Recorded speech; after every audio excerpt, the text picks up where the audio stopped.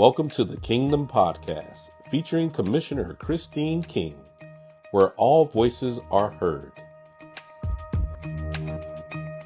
Welcome to the Kingdom Podcast. I am your host, Christine King, Chairwoman of the City of Miami Commission and Commissioner for District 5 in the glorious City of Miami. We are coming to you from the historic Lyric Theater in Overtown, and my guest today is Keith Walcott, affectionately known as Papa Keith. He's a radio host on 103.5 The Beat with iHeartMedia. Welcome to the Kingdom Podcast. Thank you so much for having me. You're trying to take my job. You're so good at this. Nah, not. No, I'm not.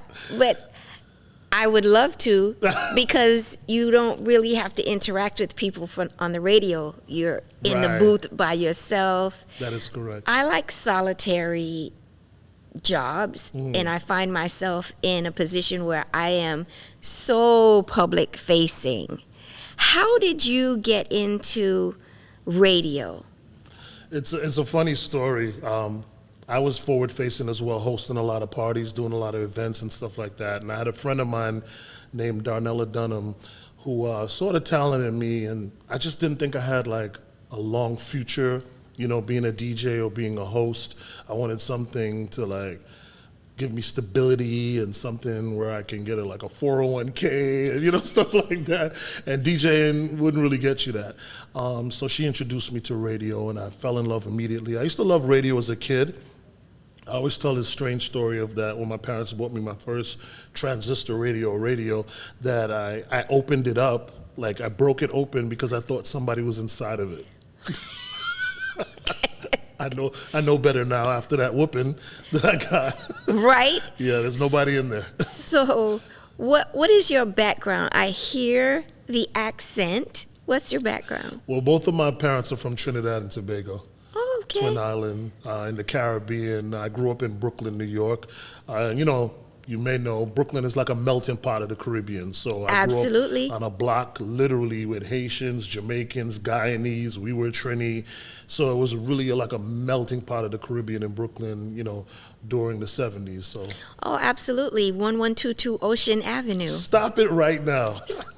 My father, after him and my mom broke up, moved to New York, lived in Brooklyn. So Brooklyn was my home as well. That's what's up. I had to go visit my dad. No wonder you're so cool. I don't know why, but that address is just stuck in my 1122 Ocean Avenue. Yeah. My old address too, 340 Crown Street between New York and North Street. Yeah, stuck. And I still have family in Trinidad. Oh, nice. I still have, I have not a lot, and we don't have a lot of family in Guyana anymore because most everyone immigrated either to Canada or England or somewhere in the U.S., but we still have roots back home. That's beautiful. As the people say, back home. Yep. And I understand you have some Bayesian roots as well. Crazy enough. So, for those who don't know what we know, that in the Caribbean, people will move around for work. So originally, my great-grandparents are from Barbados and St. Vincent, and they moved to Trinidad to look for work and stuff like that. Ended up settling in Trinidad where my parents were born, Same. My grandfather moved to Guyana. He was an orphan, I came to learn, and he settled in Guyana. So we don't know, because I understand my maiden name is Forde, F-O-R-D-E. And I understand there are a lot of Fords in Barbados. Yes. But because, he was orphan and he went to Guyana, so I don't know that side of the family. Yeah, there's Fords in Trinidad. My father's girlfriend, her last name is Forde. F-O-R-D-E? Oh, we might have some connection. Yeah, I'm going to look into that. Yeah, because Ford spelled F-O-R-D-E is different. Yes, it is. It's different. It is. So what is your most favorite thing about being a radio personality? It used to be meeting the artists and being able to tell their stories. The unique position that we have as radio personalities is that we get the artists in their most vulnerable moment. Most artists, they perform on stage, they're in the studios, but we have the opportunity to have one-on-one. They actually come to us, we don't go to them, and they're coming prepared to be able to be vulnerable and talk to us. So it's a very special and unique kind of position to be in, where you have this huge artist that actually is coming to see you, and then you're able to sit down and talk to them, for 20, maybe sometimes 30 an hour, and ask them some, either cool questions about their life and certain things. So I enjoy digging in and digging deep. I never do gossip. It just never was a thing for me. So I would use the time that I have with the artist to really kind of humanize them. Right. Like, well, what do you like to eat? And, ask those kind of weird questions and stuff like that, talk about their background a bit.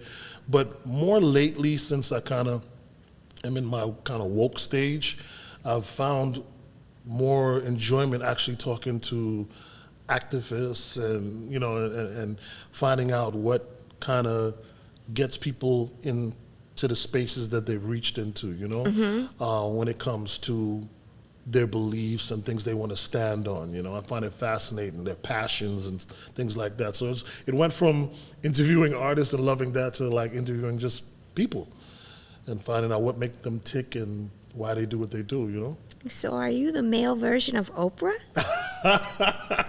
Not the money, but that comes. Soon come. Soon come. Soon come, they say. You said that perfect. Soon come. That's an honor. She's obviously amazing at what she does, and her legacy is unmatched. But that's the route, for me. Yeah, because we don't see us. Yeah. In the talk show, male talk show hosts. Yeah. That look like us. I think Montel was one. Arsenio Hall, but look how long ago that was. Look how Yeah. long ago that was. But not now. It's a good point. I think now with podcasts and stuff like that, podcasts are really opening up the space Yeah. for more, to give more, because podcasts now are even on Netflix. Yes, isn't that's crazy? Groundbreaking? Yes, with our Breakfast Club, actually. Yes, that's crazy sauce. Yeah. I like that. It is crazy sauce. But that's what the people want now. I think for them to be able to see their favorite sports star or their favorite artists or people who are really experts in an area, be able to talk and break things down for them. I think that's what a podcast does uniquely. Yes. When we do radio, we're limited to how much we can say and the time that we have and stuff like that. Where with a podcast, you're literally talking for 30 minutes to an hour nonstop, So with radio, we're more music intense, and then the most we could talk at any given time is 2 minutes. I mean, when you've been on my radio show, that's why I do it the way I do. I want to know more about what what you're doing for the city, what your background, certain things. So I do both. I put you on air for when I can, but I also do it podcast style so I can put it on YouTube and social media, and it lives forever. Oh wow! Yeah, I didn't know that. yeah. I didn't see our interview. You and I have an eternal bond. and we will live forever. Yes, we will. In the ether. Yes. 100 years from now, somebody might be doing a project on you or me, and they'll find that. Actually, yours went viral. I have to show it to you after we do this because really, because we were discussing carnival, and our people are very passionate once you use that word carnival, so they were jumping in there and commenting and all the things. So yeah. Have you gone to the carnival in Trinidad? I have. I've not. I have. I haven't been in a while. And I usually... We have to go. I do. I understand it is like the best carnival. It is. That in Brazil, they're really special carnivals. And we definitely need to go. Maybe we could plan a trip and, I think iHeartRadio should broadcast live from there. I second that. Right? I second that. It's the unfortunate thing is that, I will use the opportunity to say this as you said, that soca music is so protected. People who are from... the Caribbean, they treat soca music as though they just want it for themselves. So our audience in iHeart will probably need to get a little bit more information about soca music before they would... All they have to do is listen to it. I know. Music is universal. And it's such a beautiful music. Is universal. I have on my summer playlist, Dia de Enero. A Day in January. It's by Shakira. I don't know every word of what she's singing. All I know is I love that song. Right. I love that song. I love her voice. I love the beats, the instruments that they put together. Yeah. And it's a beautiful song. I did go and translate the lyrics. What is that? It's a beautiful song. Same thing with me with Mark Anthony's Viva Var. I think it is. Love that song. Didn't understand what he was saying, except for when he says "miente," you know. And Bad Bunny. I just love It's his just tone. music, and, yeah. right? Music is universal. You just like it. Yeah. No matter what kind of music it is, you just like that. I love about music. I like all music. Yeah. I love all. I'm listening to country music. You just never know what you're gonna hear from my playlist. Gotta give it a try, right? You gotta. Yeah. You know, like I don't know. What are some of the other things that interest you? I know public service interests you. Yeah, it does. So I'll start with that one. It kind of caught me by surprise. I was one of those people who didn't think my vote mattered, wasn't really involved in democracy at all. And I got an opportunity to work with a group of men I was actually paid to do it. So I wasn't even doing it like on my own. It was this organization that I think New Florida Majority, they were called at the time. They paid me to host this rally. And I went, and that was it. Opened your eyes. Oh, my goodness. I just got sucked in. Just seeing how people are so passionate and just understanding why they were being so passionate about voting and stuff like that. And I always kept one thing that I learned that I carried through, you know. You could be Jeff Bezos, the richest person in the world, or you can be, you know, a veteran out on his luck and homeless. You have one vote. You have one vote. And that is your voice. Yes. And it matters. And it really does. It matters. It saddens me, the voter apathy. Yeah. It saddens me, particularly with our culture, people of color, and women, because people died for us to have the right to vote. Yeah. I don't care what's on the ballot. I'm going to honor those that came before me, and I'm going to vote. Yeah. Because it wasn't easy to get the right to vote. And even now, there are efforts to reduce our right to vote. Of course, we're seeing it. Everybody, if for no other reason than your forefathers fought and died for you to have the right to vote, go and vote. And if we all went out and voted, we might have, you know, a more compassionate electorate. Definitely. Because Definitely. I can't stand personality politics and I can't stand party politics, because compassion is not partisan. And I enjoy a friendship with all walks of life. Yeah. And I have very close friends that are Republican. I have very close friends that are Democrat. And I have very close friends that are independents and in the middle and all of that. And the one thing we have in common is that we love one another. That's the one thing we have in common. And if politicians can get out of their way and remember that we are all public servants, then we'll be moving in the right direction in terms of taking care of everyone. Yeah. Well, you and I share that hope because of my passions. It's been like 10 years now for me. I developed a group called Just Vote Period to try to encourage our youth. I was noticing that the youth were probably the most disengaged with democracy and the voting process. And, you know, because I had a voice with the youth on the radio, I kind of felt it was my duty to kind of step in and let them understand, like, listen, I was just like you. I did not care. I did not understand. I was just like, oh, whatever, nothing changes. But, you know, my life changed and I see it differently now. Now I want to share these stories with you and share my experiences with you and my reasons with you. You know, so slowly but surely we'll get them to come around, you know? One person at a time. Right. One person at a time. Right. I preach that when I speak to young people. I talk about that. I teach also. I'm a professor at FIU. Yes. And if it's a semester where there's an election, I give them extra credit if they go and vote. Wow. They have to prove to me that they went and vote. They exercised their right to elect the right person. And the thing is, if you aren't a part of the process, don't complain. Yeah. Yeah. Don't complain. Yeah. Come out and be a part of the process.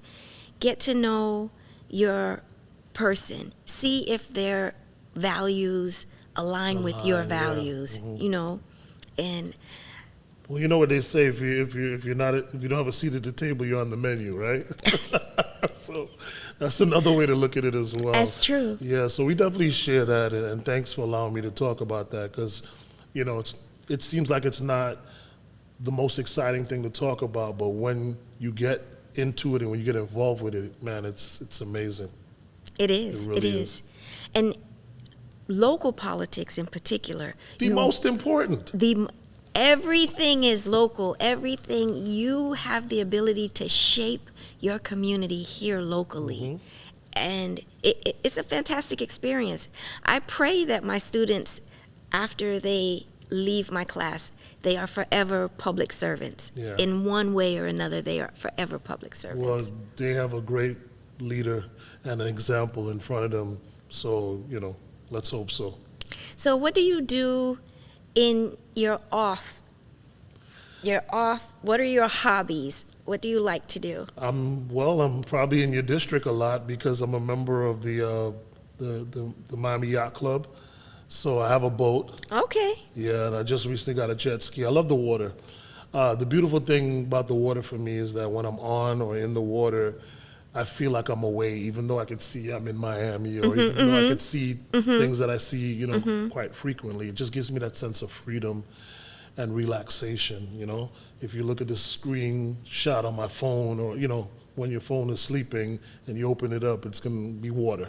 You know, it just gives me that sense of like everything's going to be okay. I completely agree. Well, I'm Pisces. Oh, So- Aquarius. The water is it Is for our us. thing. It is. The water is it for us, right? And I live on the bay. The Biscayne Bay is my backyard. Yes. That's what I see every day when I wake up in the morning. Biscayne Bay. I walk into my house and I see the bay, and everything that happened that day, it just melts away. Yeah. It just melts away. Fun fact though, I don't know how to swim. Really? That's, you know, here's the funny part. You would think, you know, from Caribbean, Miami. Surrounded by water. Right. And I love being on the water. I can tell you why, though. Why? It comes from your mom was probably scared to have you go by the water No, for no, no. maybe her fears? No. No? No. My brother and sister tried to drown me Oh, in Morningside Pool, oh, and I've got PTSD. okay. I've tried to learn to swim a couple of times. I remember, so embarrassing. I'm an adult trying to learn how to swim at the community pool, and the guy has me like this, and he pulls his hands away, and I start to sink, and I'm flailing, out. and he says, "What is wrong with you? Just stand up." And I'm scaring the little kids learning how to swim, and I don't go back because he shouldn't have spoken to me like that. Like, sir, obviously I need some, Yeah. and I don't know if I can figure out how to swim without having my head underwater and the water in my ears. And You didn't have the right instructor. I did. Clearly. Another fun fact, I have a swim night for the kids in the summer to give them a place to cool off. We have music, we have a DJ, we have pizza, and this song came on, Quake the Pool. Quake the Pool. And the kids are all running, and they jump in the pool. And I'm all excited, and I'm all wrapped up in what they're doing, and I jump in, and I swear I almost drowned. Oh, no. The DJ is looking like, is anybody going to save her? I'm going under. The lifeguards, everybody is, and my sergeant at arms, he had jumped in the pool. He bounces up, because it's all on video. Wow. He bounces up. He looks around, because he always has to know where I am. He looks around. He sees me going under. And he swims and he grabs me, right? And I'm thinking as I'm going under, oh my God, I'm going to ruin my event by dying. I'm drowning. I didn't panic, though. I didn't start screaming. He got to me before I felt like I need to start screaming. But I went under like 2 or 3 times because I jumped into the the deep side. I jumped because the lifeguard told me, don't jump here. Don't jump here. And this was like 5 foot. Don't jump here. So he told me to come on the other side, and Lord, my feet didn't touch. I just went under. I just went. Lost it. Yeah. I just went under. I got to share a funny story with you because that story reminds me of a story with my mother. So you remember they used to have the Six Flags Atlantis, Dania, which is now Dania Point. So years ago, my mother, again, the reason it took me a long time to learn how to swim is because my parents didn't swim at all. So that's why I thought, that would be your situation. So I went to a summer camp and learned how to swim. But we're at Six Flags, and I encouraged my mom, come on, go through one of the, the tunnel things. And she's like, okay. And I went before her, luckily, and I go down or whatever. So she's coming after me. So I'm waiting for her to come out. And, you put your arms across your chest and you lay back, and her eyes are closed. So she comes into the tunnel, and then there's like a small little, like it's right up to your ankle, just so you land into some water.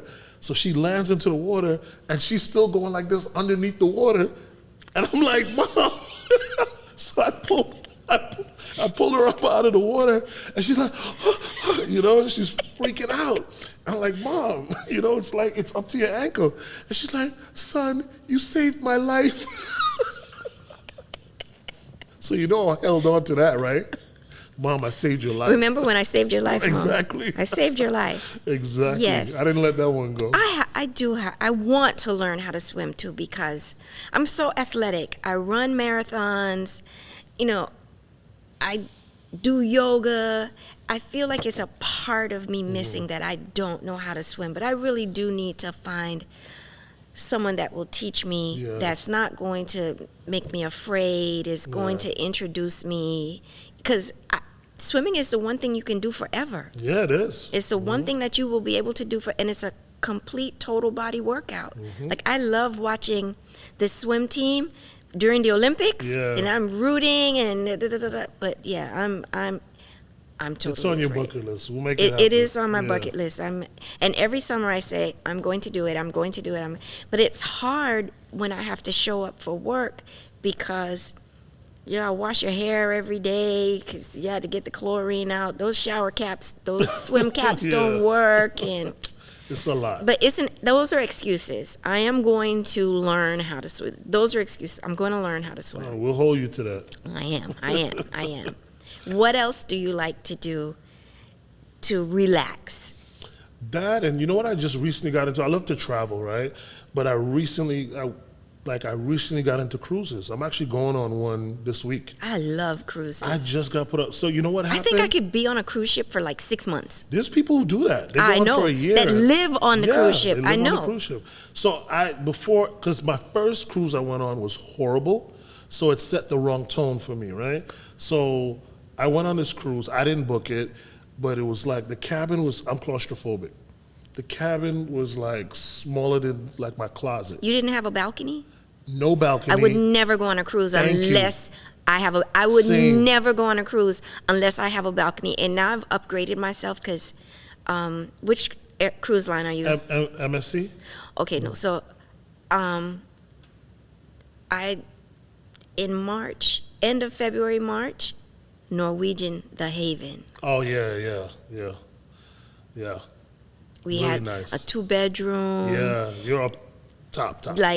And we have a balcony because I am claustrophobic. I cannot. Same here. I have to be able to walk outside. So I didn't know any better. I was stuck in the room with just the hole. Oh no! And you can't even see out of it properly. Yeah. I felt like I was working there, but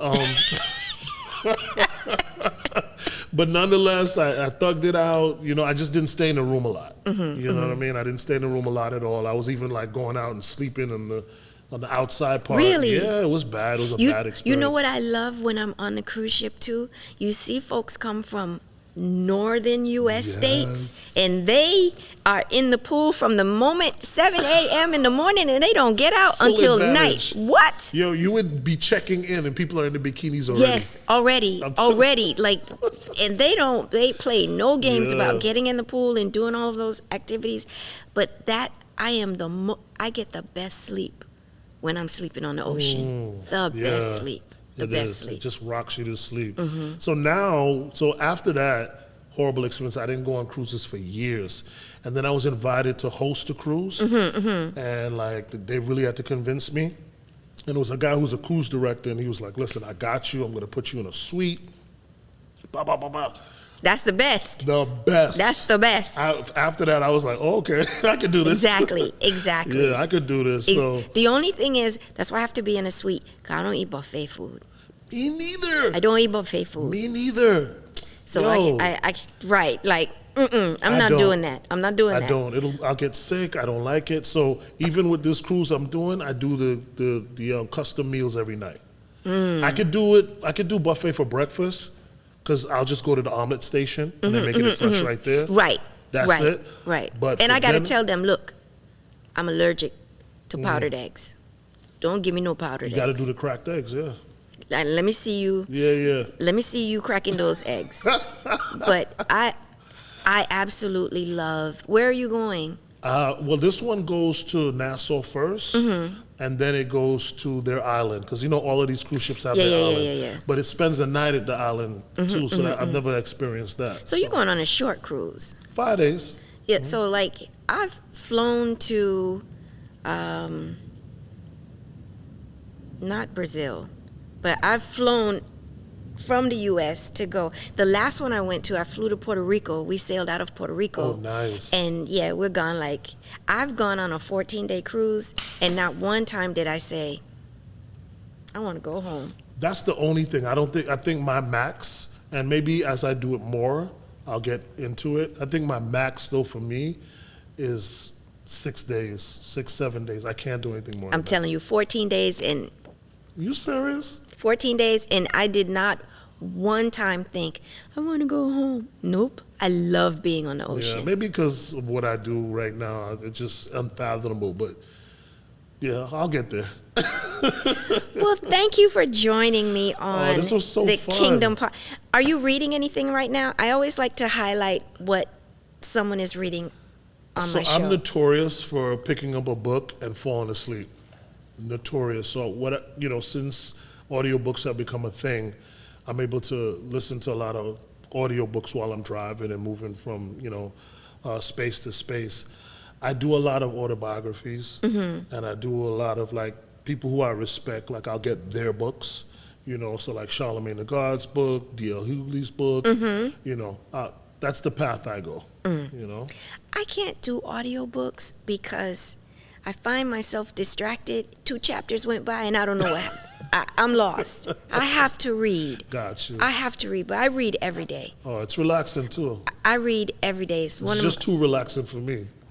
I do fall asleep reading, though. I do fall asleep reading, but I eventually finish the book. And I read all genres. What are you reading now? I am reading now the Hail Mary Project. Project Hail Mary. That's what they made it into a movie, but I'm reading the book. Project Hail What's Mary. that about? Earth is going to die, and one guy is sent to space to fix whatever, meets an alien. We realize that there's alien species out there, and together they're working together because this alien, his planet is also dying. Oh, wow. Yeah. So they're working together for a common cause. Yeah, so I'm reading the book, and then I'll go see the movie. That's cool. Well, watch the movie in the house, because I hate going to the theater. Really? I hate the movie theater. A, it's too cold. B, I don't want to sit in that little seat. C, you go to the IMAX theaters where they have the seat and you can recline, and $100 later. Whereas now, after a movie has been in the theater for some time, you can pay for it at your house. Yeah. On my couch with my blanket, with my food, my drink. The temperature where you want The it. temperature where I want it, So it's a better experience. I love that you can watch. And today, our TVs are just as nice Yeah. as the big screen TV. Yeah, not like long ago. It's true. Not like long ago. Yeah, it's So true. again, thank you for being a No, guest on thank my you for having me. podcast. And I look forward to all the things that you're going to be doing in the future. And let's continue to get young people to vote. Yes, we will. Just vote, period. Thank you so much, Commissioner King, and thank you for all that you do, not just for your community, but just for South Florida. You've been amazing. You are one of the people that I look up to and could only hope to, mimic and be if I You get will the be there. opportunity. You will be there. This has been another episode of the Kingdom Podcast where all voices are heard.